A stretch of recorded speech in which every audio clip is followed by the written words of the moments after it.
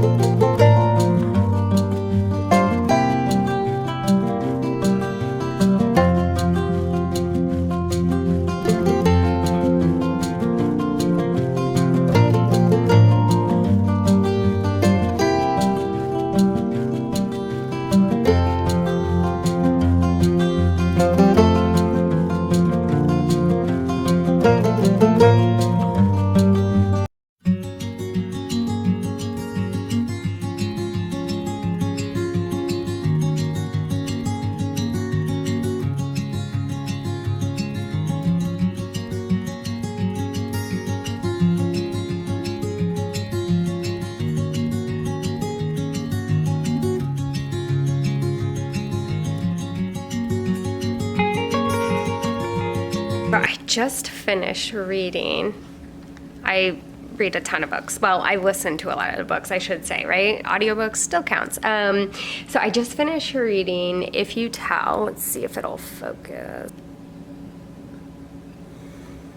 Is a true story of murder, family secrets, and the unbreakable bond of sisterhood. And I really don't know what to say of how I felt about it. It is a really crazy story, and I kept thinking, like, how it went on for so long.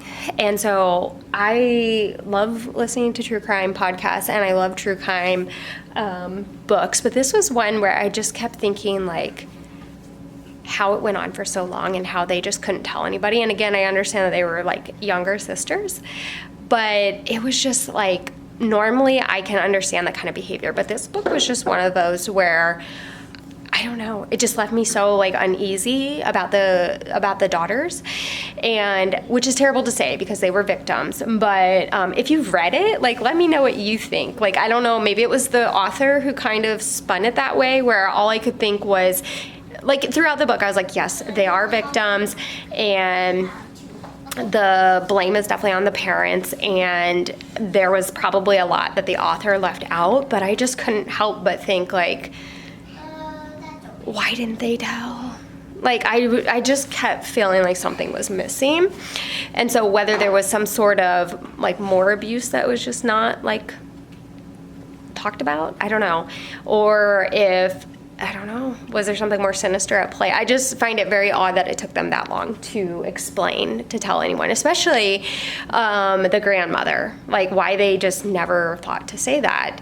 And so, I don't know, it's crazy. I typically kind of go back between nonfiction books on like Christian theology or parenting or simplifying life and stuff, but I can only listen to so many of those, right? And those are my favorite. But then I love historical fiction, particularly having to do with like World War II, the Holocaust, those kinds of things, right? And so then I also love listening to true crime podcasts. And so obviously that spilled over into my love of books and particularly audiobooks.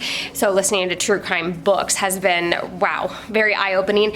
I also like listening to like nonfiction books. A lot of them I have listened to that have to do with true crime were John Douglas's books, and I really enjoyed them. I thought they were really good, and you learn a lot from them. So I definitely recommend those if you are interested. And John Douglas is the like FBI guy, or well, former FBI guy who's like known for his behavioral profiling for particularly for serial killers. And so, but he really just got that started for all types of criminals. So typically when I'm busy doing something like mindless, right? I'm getting ready. I'll show you what I'm about to do. Both of my boys are being really good, and they're just looking at books, and I like them to have that time where they can just look at books at their own pace, and then when they're ready, I can read with them. But if I'm gonna do something productive, like I'm about to put all these puzzles together, if you know, you know, then I like to play an audiobook while I'm doing that. Just after this day, particularly this is a hard day because we're potty training, but this will just give me the chance to kind of have a little bit of mommy time, but also being productive and getting some stuff done. You are, thank you. And then you need to put them back on the bookshelf. So this is the puzzle that I have to put together.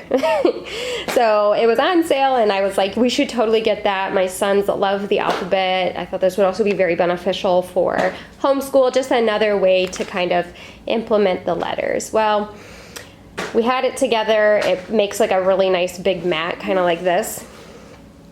And we had it put together, they enjoyed it, and then they took it apart. And I was like, oh no, why don't we keep it together and keep the inserts in there? And my youngest thought, no, that's not the way it's supposed to be done. We put it together. So he really is taking it as a puzzle. So the problem is I can't store it like this. It just takes up way too much room. So I'm going to put the inserts back into the alphabet foam puzzle pieces and then attempt to put it back in the bag it came in before they decide to undo it again. So that's the goal right now. Listen to audiobook, get this put together, stack that away.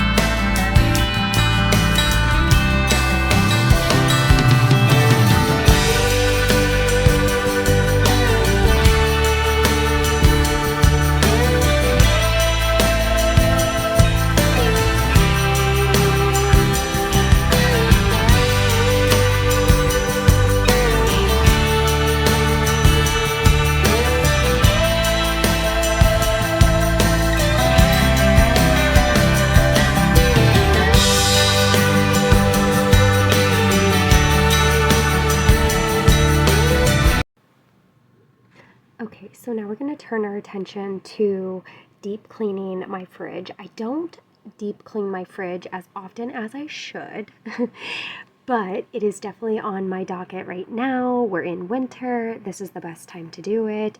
And so unfortunately, I'd recently gotten groceries, so there is quite a bit that is coming out of my fridge, you will notice. So when I deep clean my fridge, I make sure to get my sink with nice and soapy warm water going, so you'll see that.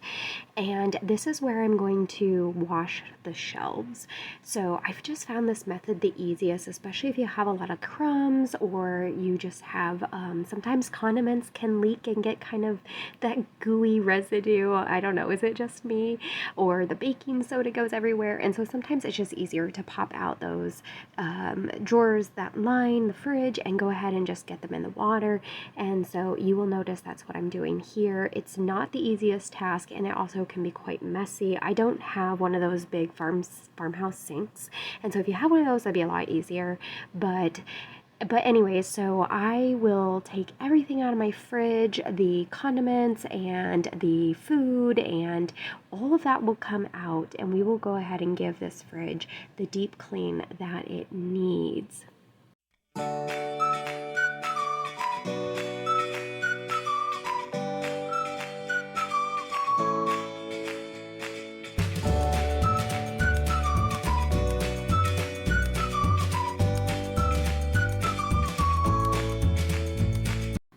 So now you can see that I am taking things off of the outside of the fridge. Sometimes I just don't clean the outside of my fridge off as often or organize it the way I should.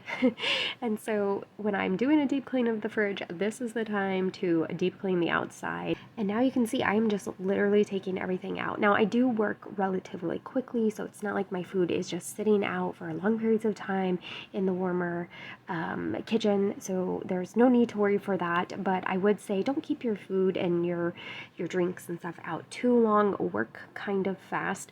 But this is just the easiest to take everything out and then give it a good clean and then put everything back in there. This is also a great time to check those condiments and those items that just sit in the fridge for longer periods of time, to go ahead and check those dates and see, are they out of date? Are they close to being out of date? This is also a great way for me to check and see, oh, maybe I need to get more mayonnaise or more ketchup or more of certain items we use more frequently. Maybe we're running low. This is a great time to add that as well. Now, typically when I do get groceries, the fridge is pretty bare. So I will give it just a quick little rundown on the shelves that we use the most throughout our week. Usually the one that holds our milk and drinks, and then the other one that holds a lot of our food that we're currently eating or our leftovers. And then probably about every other week I will clean the produce drawers. We tend to be going through everything in there quite often, but they are a little bit more work to do.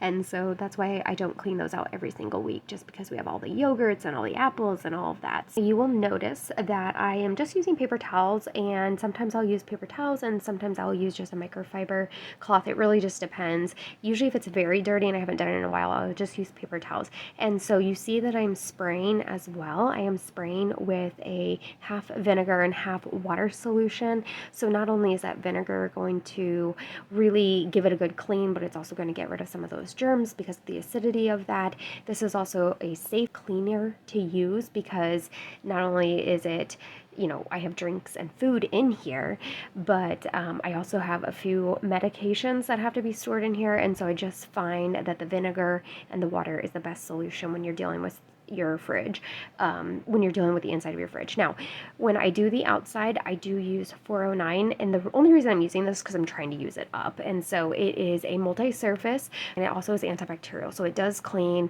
the surface. And so that's also the reason why I'm using this, is just because I have not cleaned the outside of my fridge in a while. So it's going to have that antibacterial component, but it is a multi-surface as well, and so it cleans up the outside of the fridge, that stainless steel, really, really good. I just try to keep it away from where we get water and ice from. And then we are just going to put all the drawers and stuff back in. I don't really worry about getting these dry because they're going to go in the fridge, so there's no need to worry about mold and things like that. But I did give them a light dry off. I did not film that. And then, of course, I'm going to put everything back in. This is a great time to also organize and to get things in place. So you can tell we like our drinks. Lots of Propel going in the fridge. And then I'll start loading up the milks. I want to try to get some of those products that are more likely to go bad, that have been sitting out the longest, try to get those in really quickly.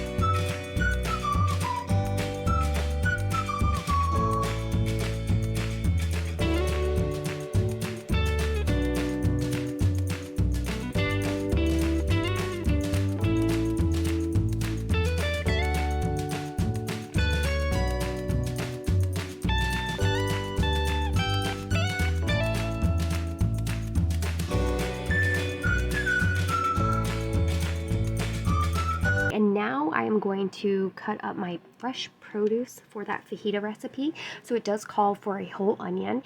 And so I actually went to culinary school. I did a semester there as part of my nutrition degree, funny enough. And so one of the classes we took, this was a little trick of the trade, was to put, I believe it was actually parchment paper to put down, but actually, no, I do think it was paper towel. And so you put a piece of paper towel down, and then you go ahead and you cut all that skin off of your onion, which is the part that you really can't clean or wash. And so you're not going to dirty up your cutting board. And so then you're going to go ahead and cut this. I used a yellow onion. I prefer that to a white onion. I find the white onion to be a lot harsher, and the yellow onion has a little bit more of a natural sweetness. And so I am just chopping that, getting the skin off, and then I'm not like chopping this in small pieces because this is a fajita recipe. We like to have kind of those long slithers of onion as well as peppers, and then you do want 3 peppers, which I thought was quite a bit, but yeah, and again, don't worry about that knife. Like I said, I did go to culinary school, so my husband always freaks out every time. You can see he comes in behind me, and he makes a comment every time about my knife, and I'm like, it's okay, it's okay. I was trained how to professionally use a knife, it's fine. Then we're going to do the pepper, and as you can see with the pepper, it wants you to have 3. So like I said, that kind of seemed to be a lot to me, but we do love our peppers. So I do prefer a red, orange, and yellow compared to the green. The green peppers to me are very mild in flavor, and they're more just have a crunch to them. Again, personally, that's just me, but they are more affordable. So, you do you. But I just got a 3-pack of peppers from Walmart, and they had the red, the orange, and the yellow, so I was happy about that. I started chopping the red pepper. It definitely had some discoloration in there. I still used the pepper and it was fine. I just didn't use the end part that had a little bit of discoloration. Chicken has been cooking in the crock pot, and I will link the recipe down below, but you don't want to add your peppers and onions until you're pretty much done with the cooking process. And I did put it on high so that it would cook within about 4 to 6 hours. Going into a container, and then they were going to go in the fridge until I was ready to add them. With the fajitas, you really don't want them to be mushy. You want them to be kind of tender, and so that's why they are in the fridge. I can say I let them sit in there a little bit longer. They were a little too crunchy for me and my husband's taste, so I let them sit in there, I would say probably closer to an hour and 15, just with that residual heat. Okay, so on Sundays is when I prep my homeschooling for the week, and so this is our little homeschooling cabinet. I do plan to do a little video to kind of show you guys my cabinet and just our homeschool setup and our little space that we have for homeschooling. And I find that so interesting to see how other people do it. And if you're a new homeschooler, you kind of want to see, am I doing it the way everyone else does? Don't think about that. You do what you do and do what fits your family. And so what you see me doing is pulling out my teacher's guide for the week and seeing what I need to be marking with my bookmarks in our books. So we are a literature-based curriculum with Sunlight, so I need to make sure we stay up on our reading and we don't get behind. As a student of theology, I also add a lot of different Bible-based books in, and so I'm also marking those and seeing where we left off and kind of seeing where we want to go. In addition to our Sunlight, we are adding in All About Reading, so you can see that I was marking that. So all of my bins are going to be a Monday, Tuesday, Wednesday, and Friday. We take Thursdays off. We are gone for appointments that day. It's my heavy appointment day. So we do 4 days of schooling, and some weeks, honestly, it's even just 3 days. Friday is a little bit of either our catch-up day or just kind of more of relaxed and reading, either catching up on reading or getting ahead in reading.